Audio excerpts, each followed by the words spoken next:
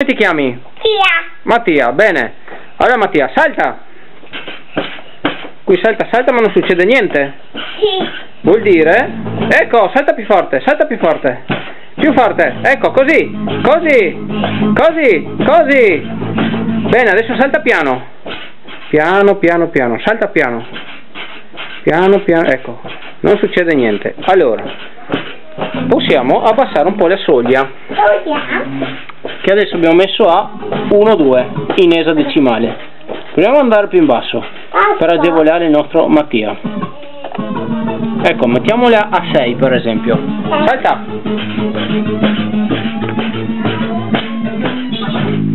Ecco, ferma.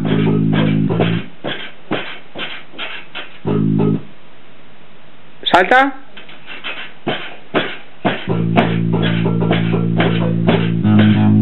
Fermati.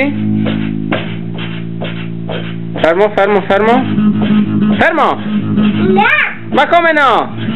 Intanto vediamo cosa abbiamo qui. Allora, qui abbiamo un sensore piezoelettrico che rileva l'accelerazione del salta-salta. Poi il cavo porta la tensione generata dal sensore piezoelettrico alla scheda d'acquisizione, che altro non è che un campionatore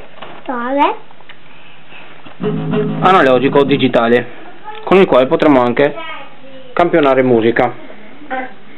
E poi abbiamo il software dove possiamo settare la soglia, il numero 0B,